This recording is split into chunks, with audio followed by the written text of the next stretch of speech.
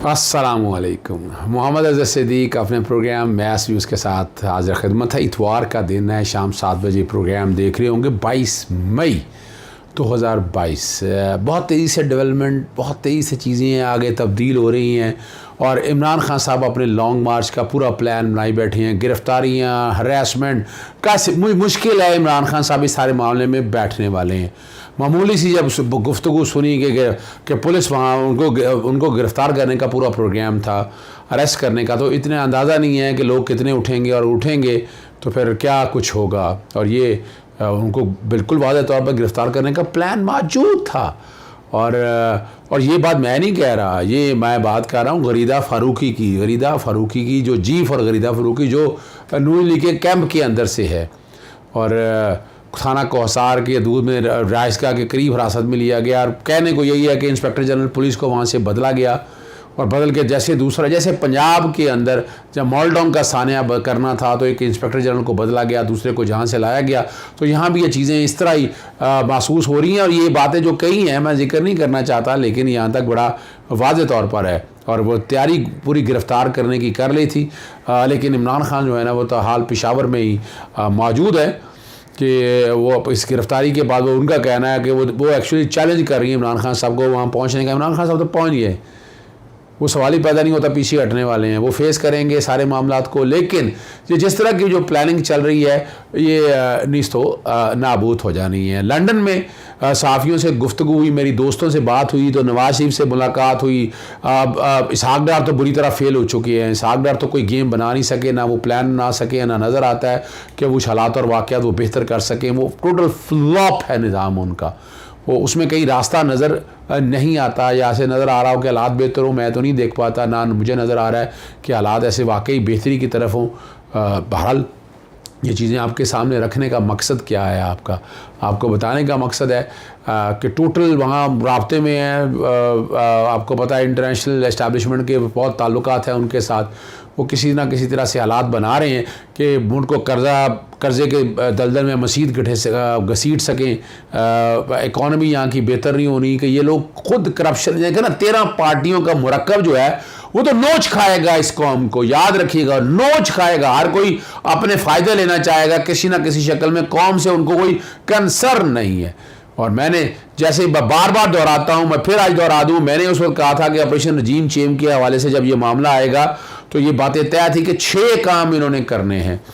सबसे पहला काम कहा था ट्रांसफ़र पोस्टिंग, वो आप सब लोगों ने देखना, फ़ंड एलोकेट करने हैं, वो आपने सारा देख लिया। फिर मैंने इलेक्शन कमीशन के मेंबरान के हवाले से आपसे बात की थी, वो भी आप देख रहे हैं कि वो भी अपोजिशन लीडरों ने लगा लिया राजा रियाज, तो अपनी वो तब्दीलियाँ जारी रखेंगे। चेयरमैन नैब जो कि 2 जून डेट आने वाली, 2 जून तक ऑर्डिनेंस एक्सपायर हो जाना है, उस तक कुछ नहीं किया, तो चेयरमैन नैब जो है ना अपनी लाइफ जो है उनकी पूरी हो जाएगी। और आगे वो नए चेयरमैन के लिए तैयारियाँ बहुत हो रही हैं, बहुत से लोगों के इंटरव्यू हुए हैं। नाम मैं बताता चलता हूँ, एजाज यूसुफ साहब हैं, साबका जज हैं सुप्रीम कोर्ट के, बलोचिस्तान से ताल्लुक़ है। नासिर सईद खोसा साहब हैं और आफ्ताब सुल्तान साहब हैं। अमीर बशीर मेमन का नाम भी, लेकिन उस पर एहतजाज बहुत है, बड़ी बातें हैं, ये नए नाम लिए जा रहे हैं। लेकिन जावेद इकबाल साहब इनके लिए बेस्ट हों, वो बेहतर हों, वो इतने से नैब में आए हुए हैं, कहीं ना कहीं कोई बातें होंगी तो आप अंदाज़ा आपको हो जाएगा कि क्या कुछ हालात है। और भी बहुत से उम्मीदवार हैं जो येसमैन के तौर पर किरदार अदा करने के लिए तैयार है। नैब ने हमेशा येसमैन का किरदार अदा किया, जो लीडर्स होते हैं, जो अपोजिशन लीडर के कॉन्टेक्स्ट में, वहाँ से आप समझ सकते हैं कि हालात और वाक़यात किस तरफ चल रहे हैं।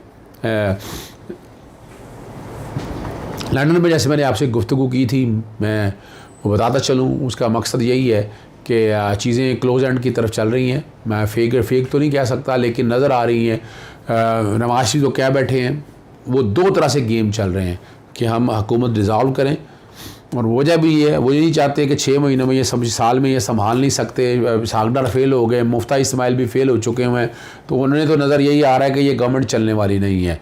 उनके जो रीसेंट इंटरव्यू, हालांकि पाबंदी लगी हुई है इसहाक डार पे भी और नवाज शरीफ के ऊपर भी, अब स्कॉन्डर हैं, लेकिन हमारे यहाँ पैमरा सारा कुछ दिखाई जा रहा है। एक एक चीज़ जो दिल चाहता है, हर चीज़ आप लोगों के सामने आ जाती है। ये कैसा निज़ाम है, आप यहाँ समझ सकते हैं कि कैसे हालात और वाक़यात है। कोई कंट्रोल करने वाला नहीं है यहाँ पर। पैमरा बुरी तरह नाकाम। अपना पीका के हवाले से देखा जाए, वहाँ भी मैं देख रहा हूँ कि वहाँ भी मुझे कोई अच्छी चीज़ें नज़र नहीं आई हैं, और वो जो मामला नज़र आ रहे हैं वो बड़े डिस्टर्बिंग मामला हैं कि शायद ये अगर ये इदारे अपना काम करना शुरू कर दें, ख़ास तौर पर पैमरा वगैरह और FI ये सियासी तौर पर ना पड़ें तो बहुत सी चीज़ें बेहतर हो सकती हैं, लेकिन लग नहीं रहा है कि ये चीज़ें बेहतरी की तरफ हो जाएं। इमरान खान साहब ने अपना फाइनल प्लान जैसे मैंने बता दिया वो बना लिया उन्होंने, और उस पर अमल करने के लिए वो तैयार बैठे हुए हैं। वो लॉन्ग मार्च के लिए निकलेंगे और आखिरी हद तक भी जाएंगे। अवाम तैयार खड़ी है, अवाम जितनी उन्होंने निकाल ली है, जो बयानियाँ उन्होंने बना लिया उसके बयानी को बहुत पजीराई मिल रही है। बाकी बातें हम सुनते रहेंगे आसपास कि प्रॉब्लम चली आ रही है, ऐसा हालात हो गए, वैसे हालात हो गए, ये हालात और वाक़यात ऐसे ही चलते रहेंगे, लेकिन चीज़ें आगे की तरफ कब जाएंगी देखना ये है। और वो हम महसूस कर रहे हैं कि आने वाले दौर में आपको बहुत अच्छी खबरें मिलेंगी। बिलावल भुट्टो साहब, आपको पता है, आपको एक सवाल पूछा कि अमेरिका में वो क्या कर रहे थे और वो क्या कुछ करते रहे हैं, तो जो मेरे तक इन्फॉर्मेशन है आप तक बता दूं कि अमेरिका और पाकिस्तान को अफ़गानिस्तान के मामले पर माजी की तलखियों और कई मामलों को सामने रख के आगे चलाने की बात की है उन्होंने, और वो एसोसिएटेड प्रेस को इंटरव्यू भी दिया उन्होंने, और उन्होंने कहा कि आला सफारतकारों से उनकी बात की है, जिसमें अमरीकी वज़ीर ख़ारजा एंटोनी ब्लिंकन के साथ भी 1 घंटे की उनकी मुलाकात शामिल है। वो आलमी खुराक के बहरान से मुतल्लिक़ अक़वाम मुत्तहिदा के इजलास में शिरकत के लिए न्यूयॉर्क गए थे, और एंटोनी ब्लिंकन के साथ इजलास को बहुत हौसला अफ़ज़ा, मुस्बत और नतीजा खेज उन्होंने करार दिया। उन्हें यकीन है कि पाकिस्तान पर हर सतह के अमरीका के साथ रवाबित को लाजमी जारी रखेगा, और ये मुलाकात दर हकीकत उन्होंने कहा कि पहला कदम है। अमरीका और पाकिस्तान के ताल्लुकात उनका बारे इमरान खान के दौर में ख़राब हो गए, जिन्होंने बाइडेन इंतज़ामिया पर हस्ब इख्तिलाफ़ की जमातों के साथ मिलकर उनके इक़्तिदार से निकालने का इल्ज़ाम लगाया कि पाकिस्तान में अमरीकी मुखालिफ जज्बात को फैलाया। इस इल्ज़ाम को अमरीकी इंतज़ामिया मुस्तरद कर दिया। कैसे मुस्तरद करेंगे? ऑपरेशन चेंज रजीम रिकॉर्ड पे रहनी है, ये सारा कुछ समझ आ गया। एक एक चीज़, एक एक इवेंट, मैं यहाँ जो कि जिक्र आया तो मैं आपको ले चलता हूँ वहाँ तक। वो कॉलम हारून रशीद का क्या भूल जाएंगे आप? अंसार अब्बासी का कॉलम भूल जाएंगे? अमरीकियों की मीटिंगें क्या भूल जाएंगे? ये सारा कुछ रिकॉर्ड का हिस्सा है। मैं चला रहा हूँ साथ साथ बैकग्राउंड पे वो सारी जो मुलाकातें हैं, जो मीटिंग है, और जो बयान दिए, ख्वाजा आसिम ने जो बयान दिया, जो शहबाज शरीफ ने बयान दिया, बेगर्स आर नॉट चूज़र, शर्म से डूब होने का मकाम है। आज भी ये मिलते तरले करते फिरे उन लोगों के।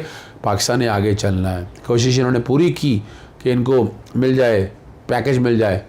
IMF से पैकेज मिलता है तो सऊदी भी इस मौके पर रिस्क लेने के लिए तैयार नहीं, कि इल्ज़ाम जो आया है कि अमरीकियों के साथ है, चाइना स्टेज पे क्यों पाकिस्तान के साथ चलेगा जब इल्ज़ाम है रजीम चेंज करने का अमरीकियों के साथ। टर्की भी बड़ा सोच समझ के चल रहा है, UAE, तो ये लग रहा है कि कोई बड़ा डंडा लगेगा तो शायद कोई पता नहीं, लोग ये वो लोग हैं जो सीधे हो जाएंगे सारे मामलात को किसी तरफ ले जाने के हवाले से, अगर ये चाहेंगे। लेकिन नज़र नहीं आ रहा कि चीज़ें उस तरफ चल रही हैं। लेकिन अपने तौर पर जितनी कोशिशें, जितनी काविशें हैं, वो हर कोई अपने तय कर रहा है। लेकिन इमरान खान साहब को जो एक वक्त से पहले आपने तोड़ के जो नुकसान पहुंचाया है, माशी हालत में बमर में फंसा दिया आपने, मुल्क की हालात बहुत ख़राब हो गए। और ये क्या था, अगर इमरान खान की हुकूमत चल रही होती तो क्या नुकसान था उसमें? चेंज रजीम में आपका एजेंडा सारा वाज़े हो गया, चीज़ें सारी वाज़े होगी। और यहाँ मैं बता दूँ, मैं बार बार जिक्र करता होता हूँ कि इमरान खान साहब ने रिस्क लिया।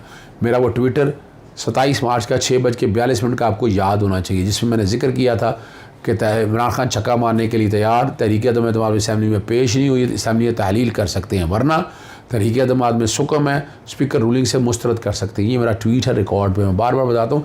पर इमरान खान ने रिस्क लिया, उन्होंने ऑपरेशन साइफर रजीम को बेनकाब करने के लिए वो फ्रंट पे आए, वरना अपनी हुकूमत बचाना था तो क्या फ़र्क पड़ता था? असम्बली तहलील तो उस वक्त भी हो सकती थी, उन्हें कोई रोक ठोक तो नहीं थी, और ना ऐसी कोई पाबंदी थी कि इस चीज़ को सामने रख कर करते सब, जो कि टेबल नहीं हुई ना। ये तो तहरीक अदम वालों को सोचना चाहिए था, असेंबली सेशन में होती तो तहरीक अदम पेश करते ना। उन्होंने जिस वक्त पेश की तो वो तो सारी चीज़ एक्सपोज होगी, जो कि 7 तारीख का वादा था।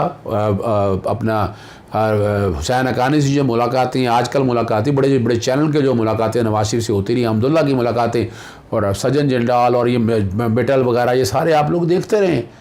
ये सारे इंटरनेशनल एस्टैब्लिशमेंट के खिलाड़ी हैं। इमरान खान नवाज शरीफ के इतना करीब क्यों है? आसिफ अली ज़रदारी को जितना मर्जी आप कह रहे हैं, लेकिन आसिफ अली ज़रदारी के ये करीब लोग नहीं हैं। ये नहीं कुछ भी कर सके, कुछ नहीं बिगाड़ सके। अल्लाह ताला आसानियाँ रखे, बेहतरियाँ करे। ये मुल्क ने आगे चलना है, तरक्की करनी है, और यकीनन इमरान खान इस सारे मामलों को आसान तरीके से लेकर चलेंगे। कुछ TV प्रोग्राम में मुख्तलिफ मेरे जो गुफ्तगू हुई है मैं ले चलता हूँ। उसमें वैसे तो PNN के साथ भी एक मज़ाहिया प्रोग्राम था मेरा, बड़ा ज़बरदस्त प्रोग्राम रहा। अगर वो आ गया हो तो वो भी मैं लगा दूंगा, लेकिन फिर किसी दिन बता दूंगा। लेकिन बाकी जो मेरे प्रोग्राम है वो आप देख लीजिएगा, और लेटेस्ट डेवलपमेंट मैं आपके साथ शेयर करता रहूँगा। लॉन्ग मार्च होकर रहना है, और मेरे पास तो ख़बर यही है कि असम्बलियाँ तहलील करने का ऐलान करने लगे हैं, अर्ली इलेक्शन का करने लगे हैं। तो अगर ये हो गया तो फिर लॉन्ग मार्च नहीं होगा। इजाज़त चाहता हूँ। अस्सलाम वालेकुम, अल्लाह हाफ़िज़, पाकिस्तान जिंदाबाद।